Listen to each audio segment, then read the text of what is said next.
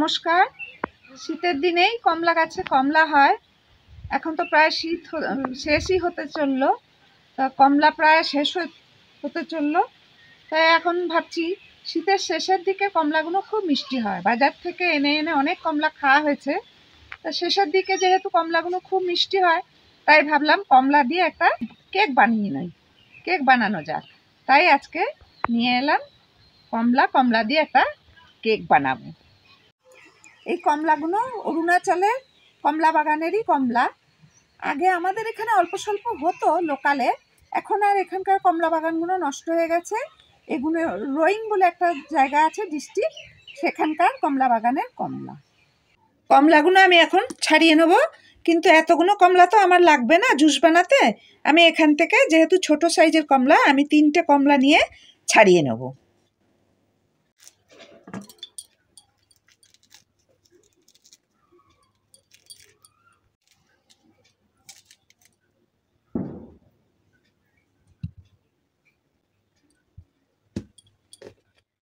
এই যে আমার কমলা ছাড়ানো হয়ে গেছে। কমলা ছাড়িয়ে কমলার ভেতর থেকে এই যে বীজগুলো ছাড়িয়ে ফেলেছি। বীজগুলো দিয়ে যদি আমি জুসটা বানিয়ে নিই তাহলে জুসটা তেতো হয়ে যাবে, এই জন্য আমি বীজগুলো বার করে নিয়েছি। এবার একটা গ্রাইন্ডার বাটি নিয়েছি। গ্রাইন্ডার বাটির মধ্যে কমলাগুলো দিয়ে আমি একটু জুসটা বানিয়ে নেব। এই যে আমার কমলাটা গ্রাইন্ড করা হয়ে গেছে। এবার আমি এটাকে ছেঁকে নেব। একটা পরিষ্কার কাপড় নিয়ে নিয়েছি, বাটিতে কাপড়টা পেতে আমি জুসটাকে ছেঁকে নেব।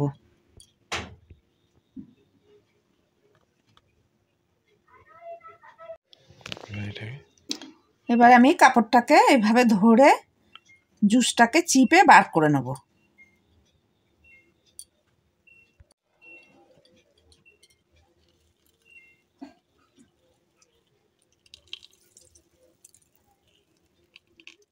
এই যে আমি কাপড় দিয়ে কমলার জুসটাকে বার করে নিয়েছি। এটাকে আমি একটা কাপে ঢেলে নিলাম।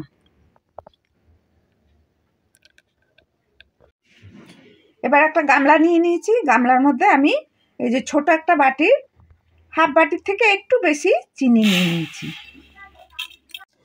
ওই বাটিতেই আমি মাপ করে হাফ কাপ সাদা তেল নিয়ে নিয়েছি। এবার এই চিনি আর তেলটাকে আমি ভালো করে মিশিয়ে নেব।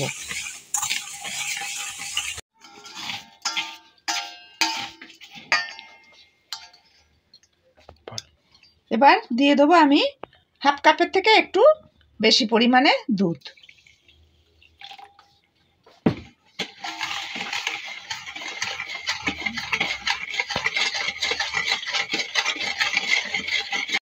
এবার আমি একটা চালনি নিয়ে নিয়েছি। চালনির মধ্যে এক বাটি ময়দা নিয়ে নিয়েছি। ময়দাটা দিয়ে দিলাম, সামান্য পরিমাণে বেকিং পাউডার দিলাম, আর সামান্য পরিমাণে বেকিং সোডা দিয়ে আমি এটাকে ভালো করে চেলে নেব।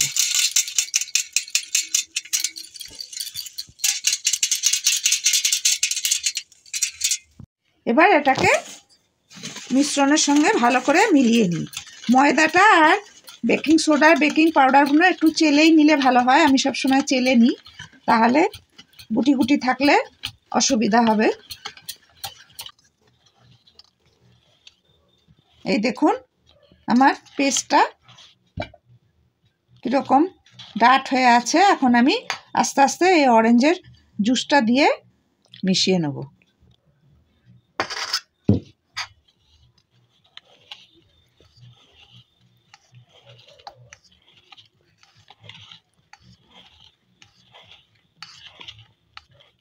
দেখুন আমার মিশ্রণটা পুরো রেডি হয়ে গেছে প্রায়।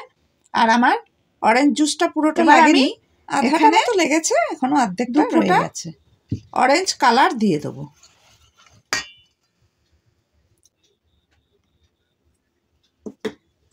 কালারটা দিয়েও ভালো করে মিশিয়ে নেবো যাতে কেকের রঙটা সুন্দর হয়।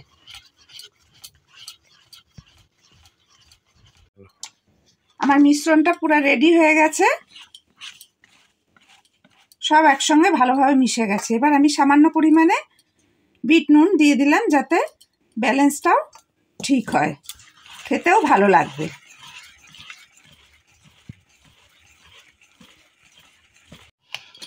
একটা বাটি নিয়ে নিয়েছি, আমি স্টিলের বাটি নিয়েছি। এটার মধ্যে একটু তেল ব্রাশ করে নেব।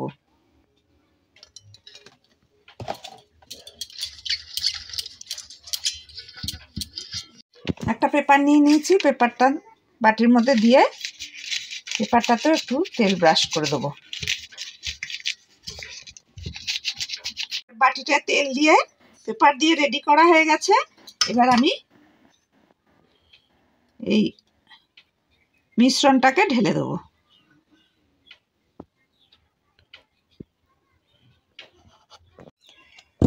আমার বাটিতে ঢালা হয়ে গেছে। এবার আমি একটু বাটিটা আস্তে আস্তে ঠুকে দিচ্ছি, ভেতরে যদি হাওয়া থাকে তাহলে সেটা বেরিয়ে যাবে।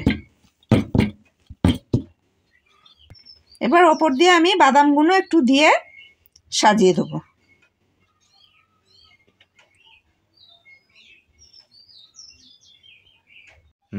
কাজু আর আলমন্ড দেওয়া হয়ে গেছে, দেখতেও খুব সুন্দর লাগবে আর খাওয়ার সময় মুখে পড়লেও খুব ভালো লাগবে। আমি গ্যাসে একটা কড়াই বসিয়ে দিয়েছি, কড়াইটা গরম করতে বসিয়ে দিয়েছি। এবার আমি একটা স্ট্যান্ডও দিয়ে দিয়েছি। এবার কেকের বাটিটা বসিয়ে দেবো। বসিয়ে দিয়ে ঢাকনাটা লাগিয়ে দিলাম যাতে হাওয়া না ঢোকে বা বেরোয়। আর একটা লং দিয়ে এই ফুটোটাকে বন্ধ করে রাখলাম। এবার আমি একটা ঘড়ির টাইম দেখে 30 মিনিট পরে খুলে দেখব। এই দেখুন, কেকটা খুব সুন্দরভাবে ফুলে উঠেছে। 50 মিনিট বাদে আমি ঢাকনাটা খুললাম। মাঝখানে আমাকে একটু খুলতে হয়েছিল, যেহেতু ঢাকনায় লেগে যাচ্ছিল, এই জন্য ঢাকনাটা আমাকে চেঞ্জ করে দিতে হয়েছে। এই দেখুন, পুরো একটুও কাঁচা নেই, নরম নেই, পুরো ভালোভাবে বেক হয়ে গেছে। এবার একটু ঠান্ডা হলে আমি কেকটাকে কেটে নেব। খোলা আধা ঘন্টা ঠান্ডা হওয়ার পরে নিয়ে এসেছি। এবার আমি কেকটাকে কেটে নেব। আগে বার করে নিই, বার করে তারপরে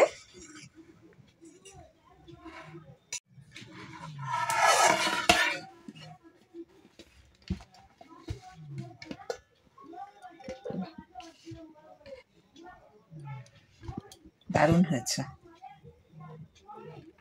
নিচটা কিন্তু পড়েও নি, একদম পারফেক্ট, তাই না? একদম সুন্দর হয়েছে। এবার কেকটা কেটে আপনাদের দেখাচ্ছি কেকটা কতটা নরম হয়েছে।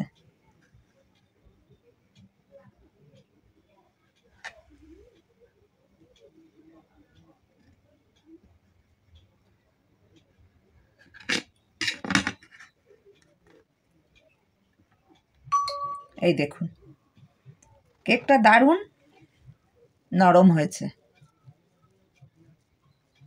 খুব সুন্দর হয়েছে কেকটা। এই হলো আজকে আমার বানানো খুবই সহজ পদ্ধতিতে অরেঞ্জ বা কমলা লেবুর কেক। আপনারা যদি ডিম ছাড়া কেক বানাতে চান তাহলে এইভাবে ডিম ছাড়া কেক বানিয়ে নিতে পারেন। তাহলে আজকে আমার এই কেকের রেসিপি ভিডিওটা কেমন লাগলো কমেন্ট করে জানাবেন। ভালো লাগলে লাইক করবেন, শেয়ার করবেন আর আমার চ্যানেলটা সাবস্ক্রাইব করে দেবেন। ভালো থাকবেন, আবার ফিরে আসবো নতুন একটা ভিডিও নিয়ে।